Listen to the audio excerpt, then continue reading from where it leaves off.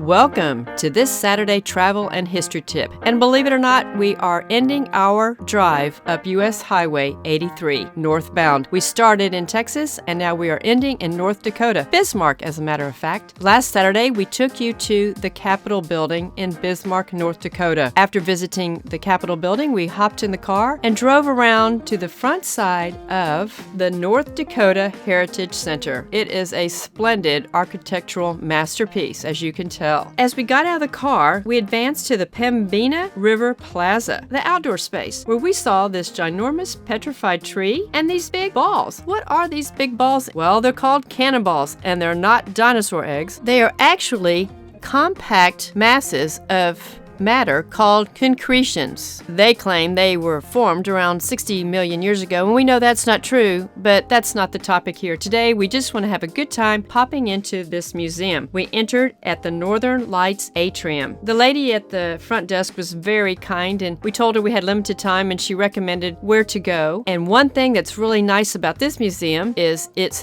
free, which always helps, but it's absolutely a fantastic place to go. The first thing that you encounter as you turn around is a mastodon. It's 8 feet tall at the shoulders. It weighed 8,000 pounds. It was 25 to 30 years old, they say. Its tusks are 7 feet long. They say it died about 10,500 years ago. It probably died in the flood. In 1890, workmen excavated this mastodon skeleton near Highgate, Ontario, Canada. For the next 8 years, the bones were on tour in Canada, North Dakota, and Minnesota. The owner donated the bones to the University of North Dakota in 1902, and the university donated the skeleton to the State Historical Society of North Dakota in 1947. That is really, really awesome. And here is a flyer advertising the Mastodon exhibit from the 1890s. We went to the gallery called Adaptation Gallery, Geologic Time, Underwater World, Planet Earth, Orientation Center, When Dinosaurs Ruled. And many museums have a dinosaur section, and this one was excellent. And as you can see, they have beautiful displays, but I want to let you know that these are generally replicas. If these were true bones, they certainly wouldn't be held up by a few little guy wires. They often do have real bones on display at the base of these skeletons, but they are fun and they are beautiful to see. And this gallery had exquisite fossils. They also had a section on gems and minerals, and this is always one of my favorite places to see when I go to museums. Moving on to other galleries and the hallways, because they actually had quite a bit of information out in the hallways, we found this section on women's suffrage in North Dakota. And they have all this memorabilia from when women started voting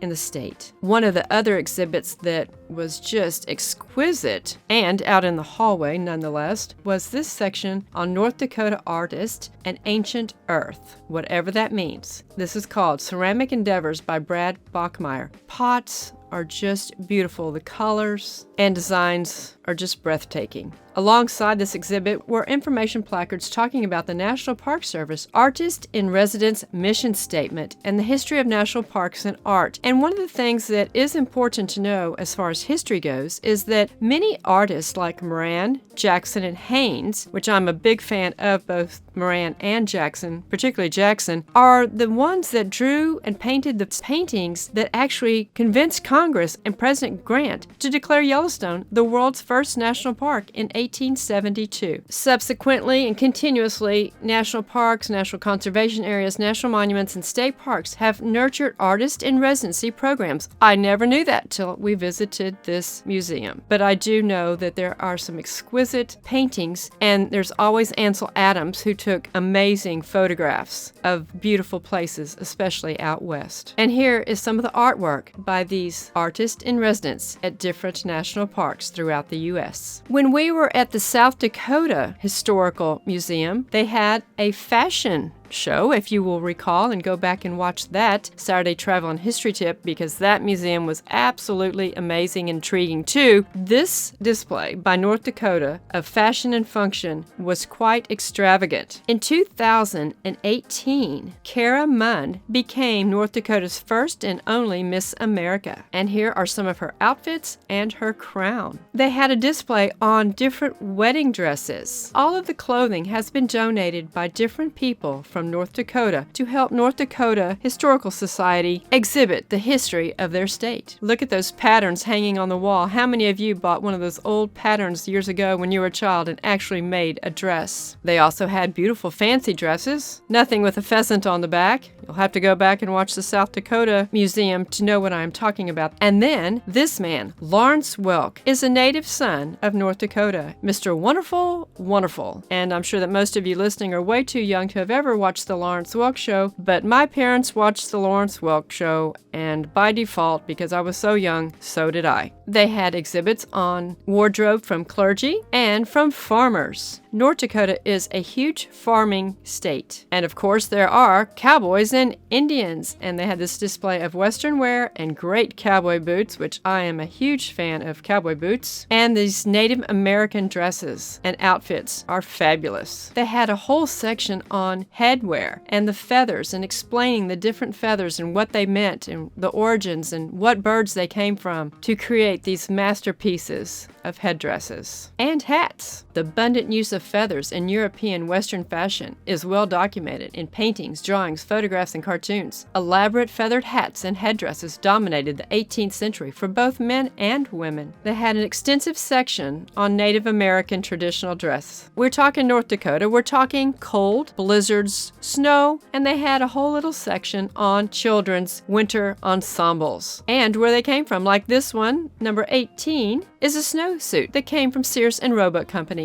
1961. Number 19 is a snowsuit from 1948. It was made from a second-hand coat. And here is some winter wear for grown-ups. How about those furs? Another section was the WPA pottery display. Again, exquisite and very unique. And okay, guys and gals, mainly guys, you'll really enjoy this section, Guns of North Dakota. Just tons of rifles and firearms on display and old gunpowder containers. And this old sign read, Ingram Brothers, Gunsmiths and Locksmiths. Then we found this 1900 Holland Special. And what was really cute about this display is that they had a mirror on the ground underneath the carriage so you could see, well, underneath the carriage. Samuel Holland was a Norwegian immigrant to Park River, North Dakota. A skilled blacksmith and machinist, he built at least 6 automobiles between 1898 and 1908. 1 steam-powered, 1 high-wheeler, 2 single-cylinder runabouts, and 2 two-cylinder autos. How many people have ever heard of Samuel Holland? Not me. We always just think of the automobile and Henry Ford. There's the Inspiration Gallery, Yesterday and Today,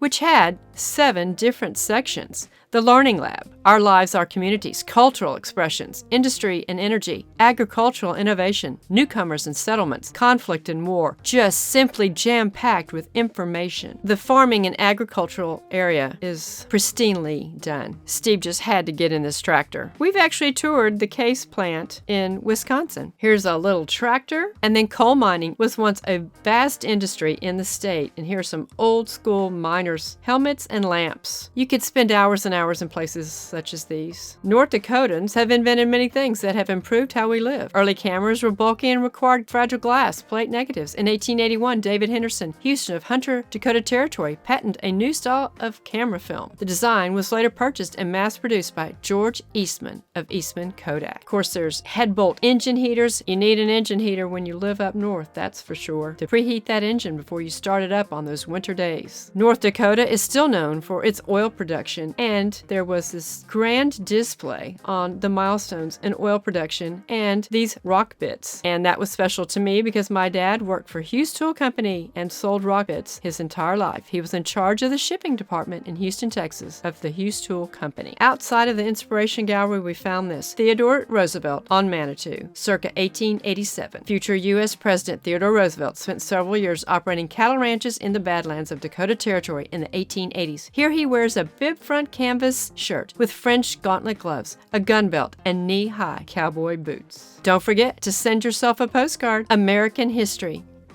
Learn it. Love it. Appreciate it. Don't let them steal our history. Treasure our American history. history. And as this one outfit presents on the back, it says, "The nation which forgets its defenders will itself be forgotten." I couldn't say it better. Let's not forget our history. Please share these travel and history tips with your friends and place on your social media. Help us spread the word and teach others about our wonderful nation and its heritage and history. It's Christmas time and a great time to buy my books. They're $18 each and $4 shipping and handling. But if you order all three, you get free shipping. You can order by calling me at 603-616-8907 or going to danasbooks.net orders to order all three. This concludes our trek up US Highway 83, the road to nowhere. I think it's totally mislabeled. I really hope that you'll go back and watch any of the Saturday Travel and History Trips if you've missed any of them. Part 1 was in Shamrock, Texas. Part 2, Dorothy's house in Liberal, Kansas. Part 3, Monument Rocks and Little Jerusalem Badlands in Kansas. Part 4, in Oakley, Kansas, to see the Buffalo Bill statue and the Fick Fossil Museum. Part 5, we took you to Nebraska and to a Frank Lloyd Wright home. Part 6, we took you to the state capital of South Dakota. Did we find the governor? Part 7, we drove on South Dakota roads 1804 and 1806 in remembrance of the Corps of Discovery. In Part 8, we took you to the South Dakota Historical Museum to see the Verendrye plates. You'll want to see that one. Part 9, we went to Sitting Bull's burial site? Or did we? This man has 2 burial sites. How can you be buried in 2 places? In Part 10, we took you to the skyscraper on the prairie, the North Dakota state capitol in Bismarck. And obviously, this was our conclusion at the North Dakota Heritage Center. Hope you enjoyed this long trek up Highway 83. Thank you.